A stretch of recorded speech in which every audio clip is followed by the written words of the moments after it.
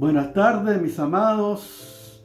Nuevamente estoy con ustedes para seguir compartiendo la palabra de Dios para este tiempo profético que estamos viviendo según la revelación, la palabra de Dios, como dice 2 Pedro, capítulo 1, verso 19.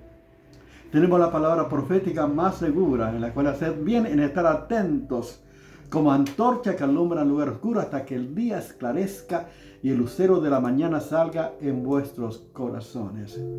Sin lugar a dudas, la escritura, la palabra de Dios, es la palabra profética más segura que nosotros tenemos, que nos da plena certeza y seguridad de los hechos, acontecimientos que están ocurriendo en todo el mundo, según la profecía bíblica, según el plan perfecto del Padre, que se cumplirá conforme a las escrituras.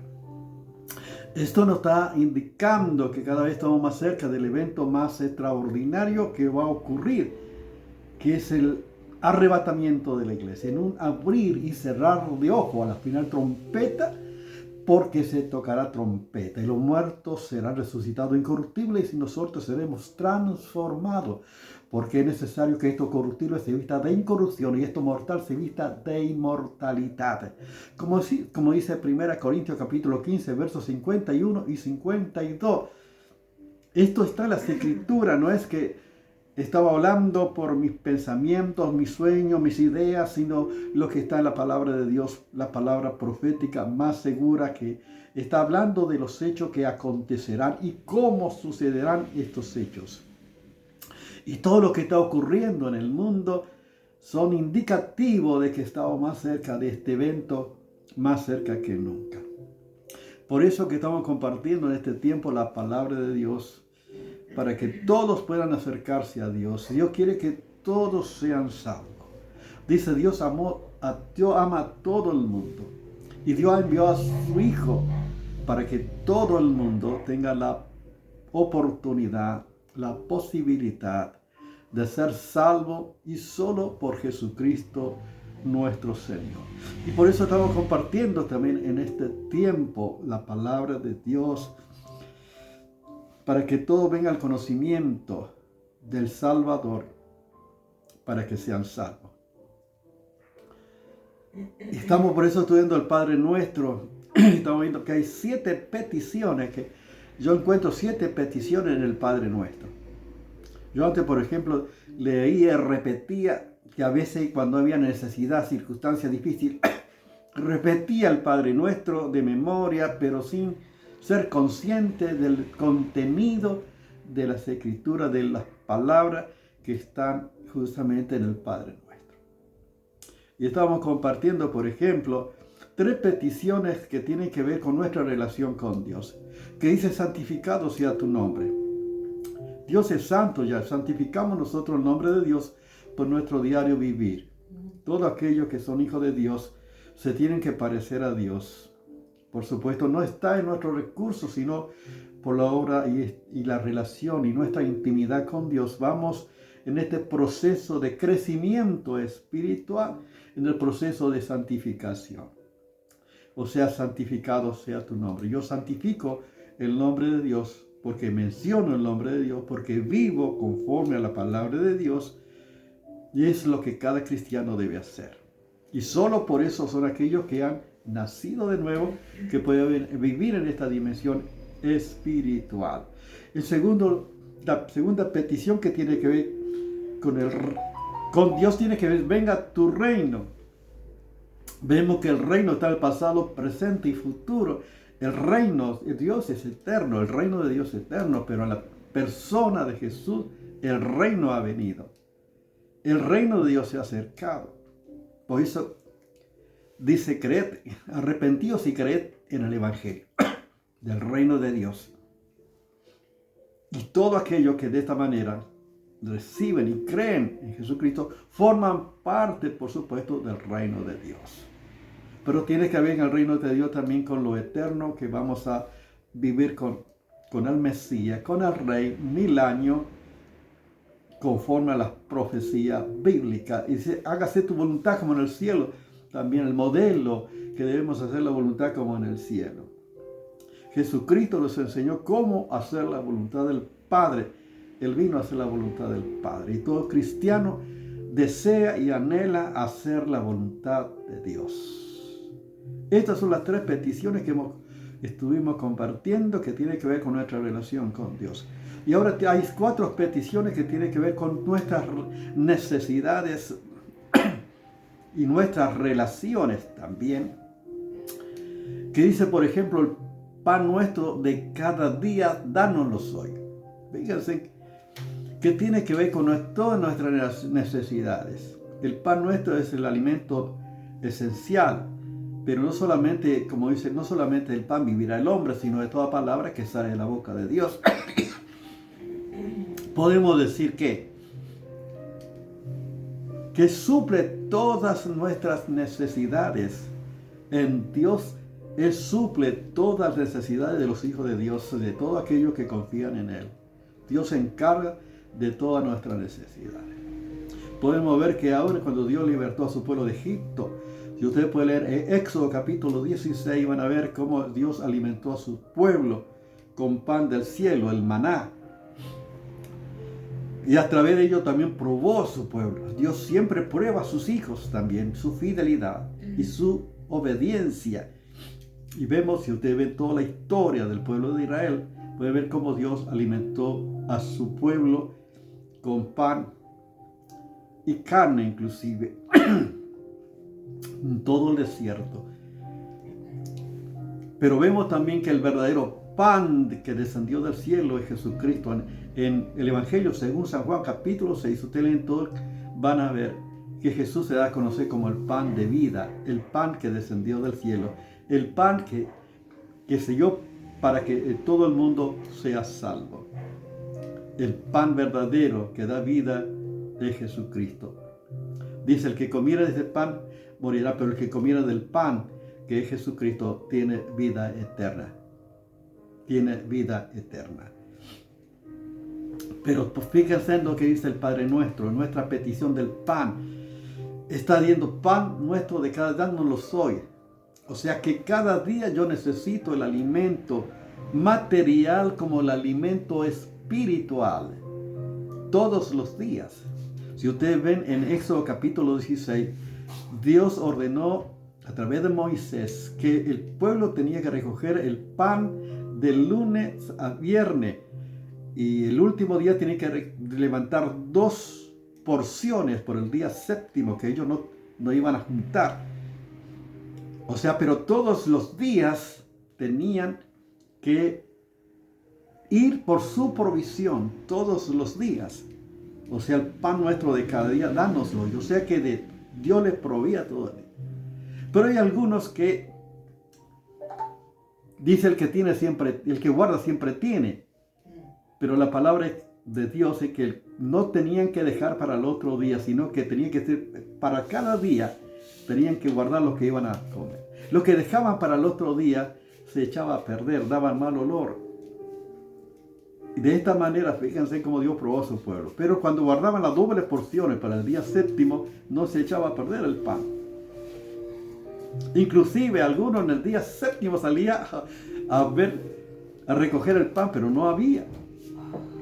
O sea, por eso el pan nuestro de cada día, todos los días yo necesito al alimento material como el alimento espiritual. El pan nuestro de cada día, dánoslo hoy. Fíjense, yo no puedo vivir comiendo el pan del día domingo y esperar hasta el otro domingo para comer el pan. Todos los días necesitamos el alimento material como el alimento espiritual, que es la palabra de Dios. Dios suple todas nuestras necesidades en todos los órdenes y también en lo espiritual, pero yo tomo la decisión de buscar, de recoger. El pueblo tenía que levantar y ir a recoger, a levantar el pan. De igual manera nosotros todos los días decidimos acercarnos a Dios y acercarnos a la palabra de Dios para el alimento espiritual que necesitamos, más en este tiempo profético que estamos viviendo. Yo necesito de Dios todos los días. La palabra de Dios es el alimento, es la leche pero también es el alimento sólido que necesita el cristiano para su desarrollo y crecimiento espiritual. ¿Cómo te estás alimentando? ¿Estás pidiendo el pan de Dios todos los días? Es una petición. En segundo lugar, vemos la segunda petición, dice, perdona nuestros deudas, así como nosotros perdonamos a nuestros deudores.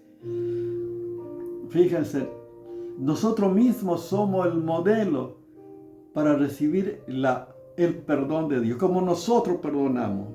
¿Cómo está hablando una comparación? ¿Cómo yo perdono? Yo quiero que así también me perdone. Entonces, fíjense, si no perdona, es decir que no puede pedir perdón a Dios. Tiene que perdonar sí o sí. Y a veces no es fácil por nuestra propia naturaleza, que la propia naturaleza exige venganza, maldición, castigo. Es lo que uno dice, ojo por ojo, diente por diente, y aún más todavía. Pero solamente en Dios podemos perdonar. Fíjese, una pequeña que fue abusada por un pariente y guardó toda su vida, que ha estropeado toda su vida por falta de perdón, rencor, porque no conocía a Dios ni a su palabra. ¿Cuántas personas que por supuesto han sido ofendidas, dañadas, heridas en su alma, que no es fácil perdonar? ¿Cómo?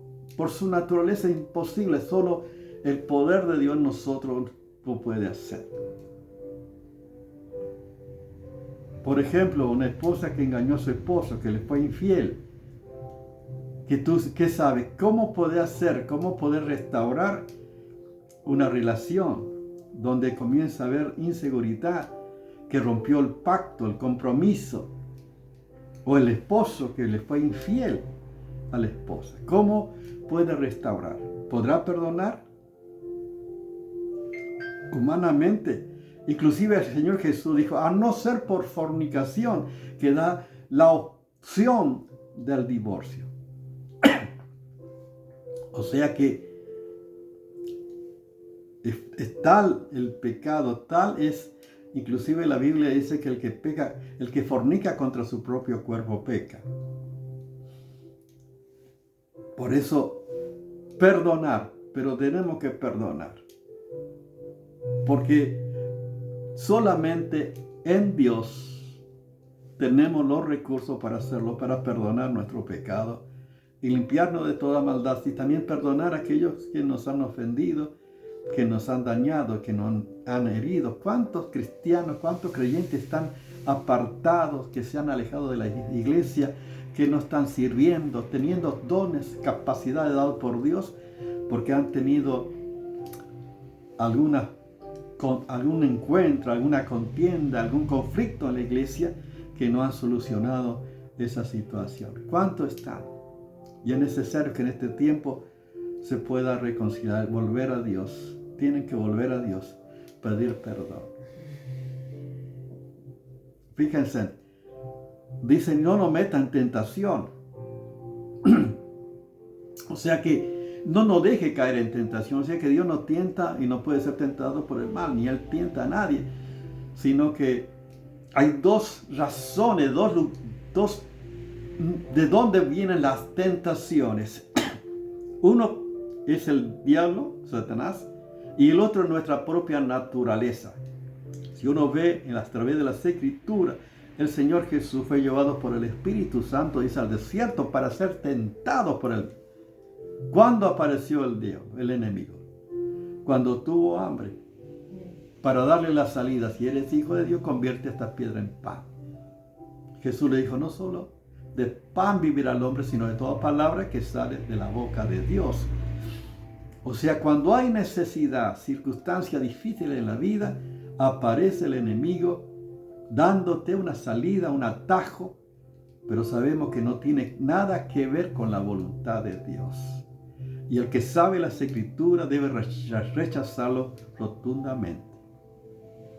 Y el otro es nuestra propia naturaleza.